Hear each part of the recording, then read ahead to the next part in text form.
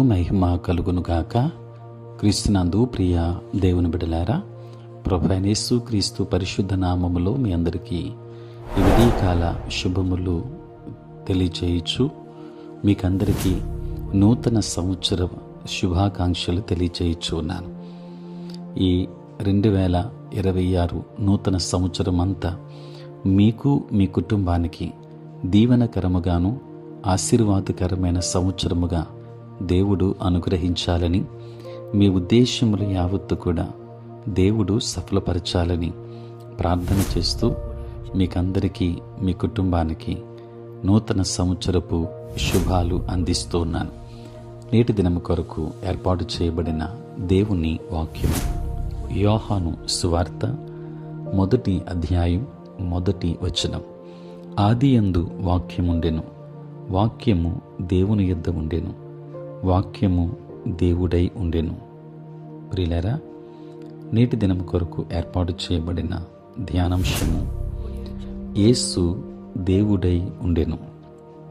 ప్రియులారా, యేసు దేవుని నుండి పంపబడిన మానవుడు మాత్రమే కాదు, ఆయనే దేవుడై ఉన్నాడు. ఇది క్రొత్త నిబంధనలో అత్యంత ప్రాముఖ్యమైన మాట. మిగతా సత్యాలన్నీ ఈ సత్యం మీద వేలాడుతూ ఉన్నాయి. ఒకవేళ యేసు గనక మానవుడు మాత్రమే అయితే అప్పుడు ఆయన ఎంతగా మంచివాడైనప్పటికీ ఆయన ప్రాణం మరో వ్యక్తికి మాత్రమే ప్రత్యామ్నాయాన్ని సమకూర్చగలదు. అయితే ఆయన దేవుడై ఉన్నాడు కనుక సృష్టి ఆరంభము నుండి ఉన్న ప్రతి మానవ ప్రాణం కంటే ఆయన ప్రాణం ఎంతో విలువైనది. వాస్తవానికి ఆయన సృష్టించిన సమస్త విశ్వం కంటే ఆయన ప్రాణం విలువైనది. ప్రియులారా, మన జీవితాల్లో యేసు ప్రభువారు విమోచన కార్యాన్ని, ఆయన దైవత్వాన్ని గురించిన సత్యములో రాజీపడటం వృధా చేస్తుంది. యేసు శరీరధారిగా ప్రత్యక్షమైన దేవుడు. తిమోతి 1వ పత్రిక 3వ అధ్యాయం 16వ వచనంలో చూస్తాం. అయినా ఈ సర్వశక్తిమంతుడైన దేవుడు ఒక మానవ దేహములో నివసించడానికి వచ్చాడు. ఆయన తన్ను తాను తగ్గించుకుని దాసుని రూపం ధరించాడు. ఆయన మానవత్వం నిజంగా ఆయన్ని మనలో ఒకరిని చేసింది. మనం అనుభవించే అవే శోధనలను, ఒత్తిళ్లను ఆయన అనుభవించాడు. అయితే మనలను పూర్తిగా సంపూర్ణముగా రక్షించడానికి ఆయనకు శక్తినిచ్చేది ఆయన దైవత్వమే. దేవుని బిడ్డలారా, సర్వశక్తిమంతుడైన దేవుడు స్నేహితునిగా మారాడనే సత్యం విషయంలో ఆయన మానవత్వం మనకెన్నడూ గుడ్డితనము కలుగు చేయకుండా చూసుకోవాలి.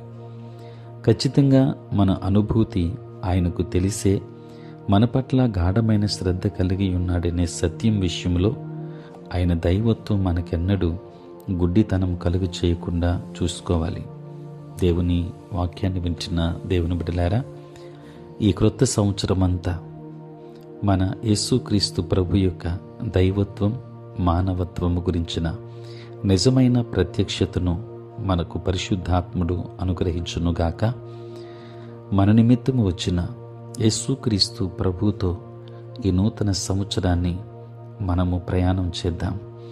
యేసు మనతో ఉంటే ఈ నూతన సంవత్సరంలో నీవు వేసే ప్రతి అడుగు, నీవు చేసే ప్రతి ఆలోచన నీకు మేలుకరమైన రీతిగా దేవుడు సఫలపరుస్తాడు. గత కాలమంతా కాపాడిన దేవుడు, గడిచిన కాలములో మనలను సంరక్షించిన దేవుడు, ఈ నూతన సంవత్సరాన్ని ప్రభు మనకు అనుగ్రహించారు. ఈ నూతన సంవత్సరంలో ప్రభుతో కలిసి మనం ప్రయాణాన్ని కొనసాగిద్దాం. దైవాశీర్వాదాలు పొందుకుందాం. దేవుడు మిమ్ములను, మీ కుటుంబాన్ని బహుగా దీవించి నూతన సంవత్సరపు దీవెనలతో నింపునుగాక. ఆమేన్. ప్రార్థన. పరిశుద్ధుడైన తండ్రి, ప్రేమ కలిగిన ప్రభువా, నీ పరిశుద్ధ నామమునకు వందనాలు, స్తోత్రాలు చెల్లిస్తూ ఉన్నాము. నాయన, రాత్రంతయు కాపాడారు, ఉదయం లేచి మిమ్మల్ని స్తుతించే భాగ్యం ఇచ్చారు. నీ స్తోత్రాలు. ప్రత్యేకించి 2025వ సంవత్సరం అంతా కూడా తండ్రి, నీ ప్రియబిడ్డలకు దీవెనకరముగా, ఆశీర్వాదకరముగా అనుగ్రహించి తండ్రి, ఈ 2026 నూతన సంవత్సరాన్ని నాయన ఈవిగా మీరు అనుగ్రహించినందుకు నీ స్తోత్రాలు. ఈ సంవత్సరం అంతా కూడా తండ్రి నీ ప్రియబిడ్డలందరికీ దీవెనకరముగా ఆశీర్వాదకరముగా అనుగ్రహించండి.